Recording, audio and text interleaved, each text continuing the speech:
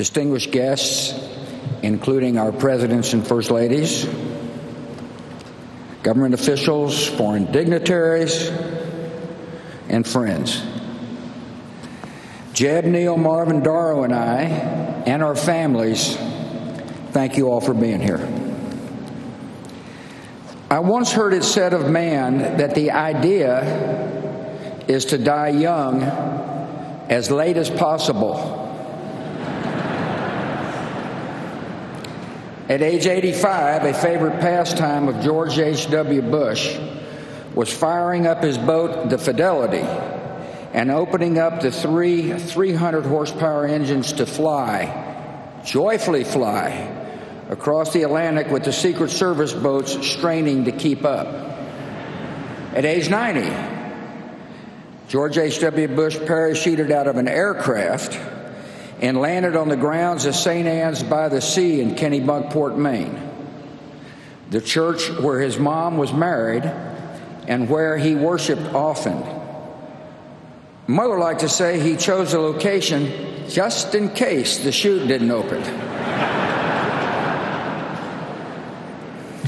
In his 90s, he took great delight when his closest pal, James A. Baker, smuggled a bottle of Grey Goose vodka into his hospital room. Apparently it paired well with the steak Baker had delivered from Morton's. To his very last days, Dad's life was instructive. As he aged, he taught us how to grow with dignity, humor, and kindness. And when the good Lord finally called, how to meet him with courage and with the joy of the promise of what lies ahead.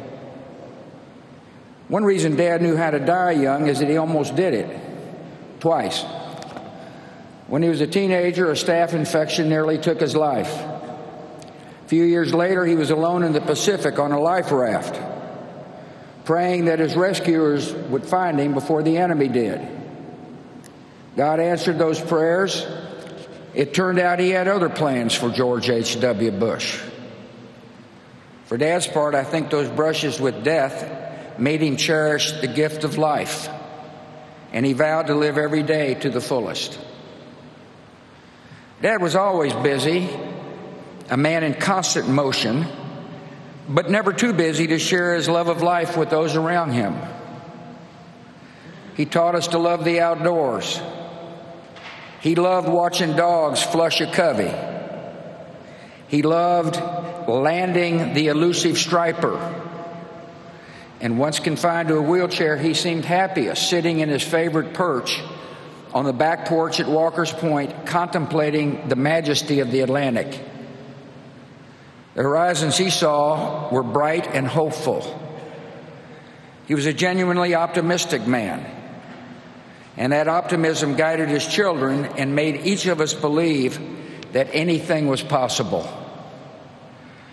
He continually broadened his horizons with daring decisions. He was a patriot. After high school, he put college on hold and became a Navy fighter pilot as World War II broke out. Like many of his generation, he never talked about his service until his time as a public figure forced his hand. We learned of the attack on Chichijima, the mission completed, the shoot down. We learned of the death of his crewmates, whom he thought about throughout his entire life. And we learned of the rescue. And then another audacious decision. He moved his young family from the comforts of the East Coast to Odessa, Texas. He and Mom adjusted to their arid surroundings quickly. He was a tolerant man. After all, he was kind and neighborly to the women with whom he, Mom, and I shared a bathroom in our small duplex. Even after he learned their profession, ladies of the night. Dad could relate to people from all walks of life. He was an empathetic man.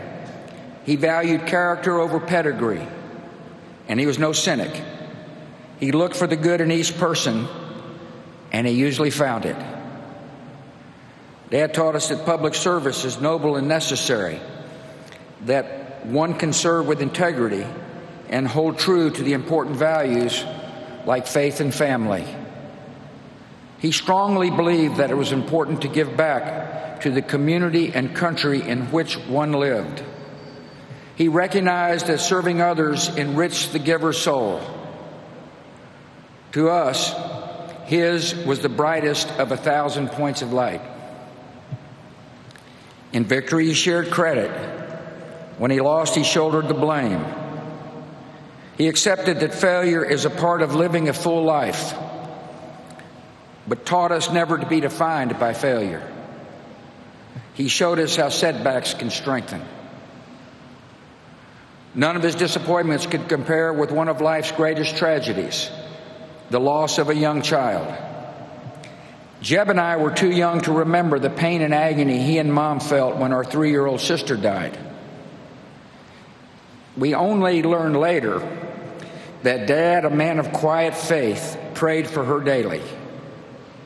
He was sustained by the love of the Almighty and the real and enduring love of her mom.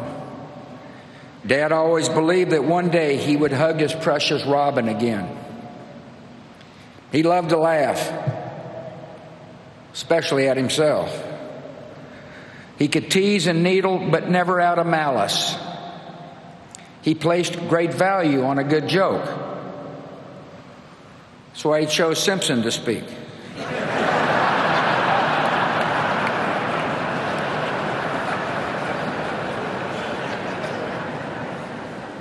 On email, he had a circle of friends with whom he shared or received the latest jokes.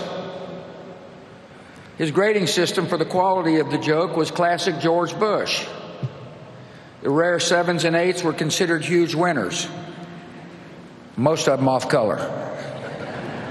George Bush knew how to be a true and loyal friend. He nurtured and honored his many friendships with a generous and giving soul. There exist thousands of handwritten notes encouraging or sympathizing or thanking his friends and acquaintances. He had an enormous capacity to give of himself. Many a person would tell you that Dad became a mentor and a father figure in their life. He listened and he consoled. He was their friend. I think of Don Rhodes, Taylor Blanton, Jim Nance, Arnold Schwarzenegger, and perhaps the unlikeliest of all, the man who defeated him, Bill Clinton. My siblings and I refer to the guys in this group as brothers from other mothers.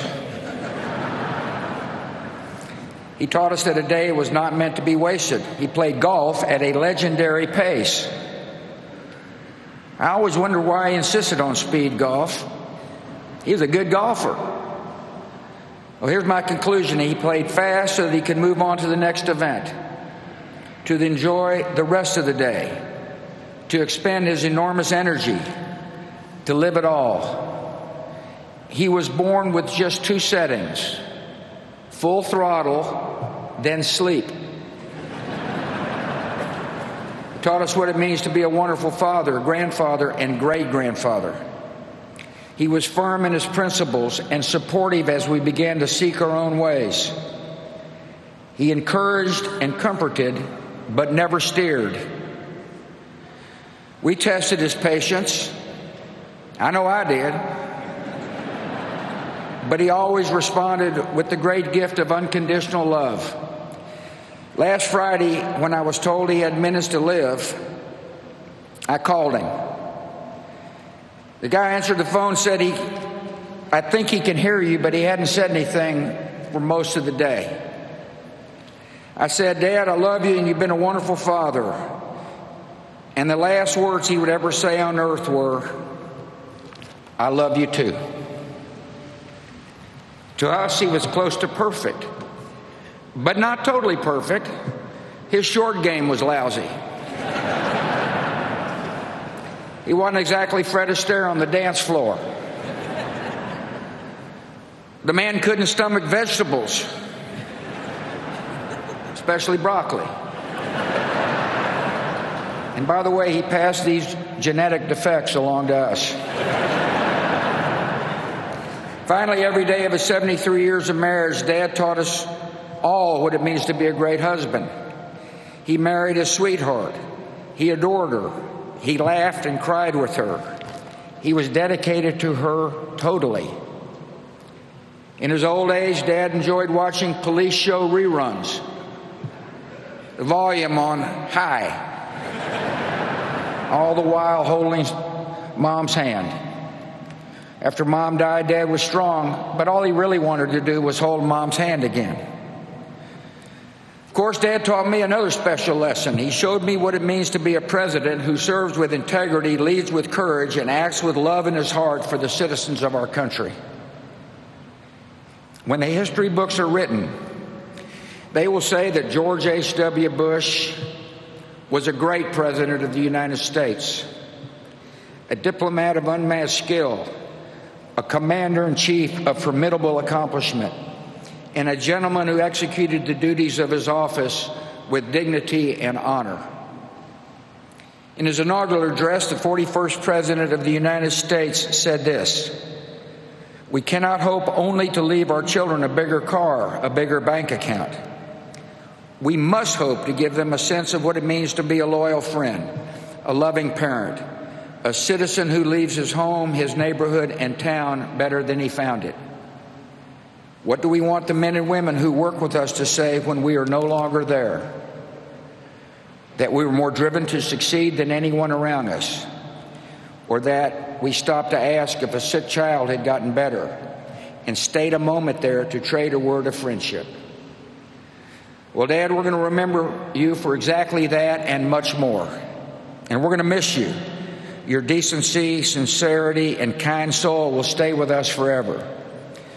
So through our tears, let us know the blessings of knowing and loving you, a great and noble man, the best father a son or daughter could have.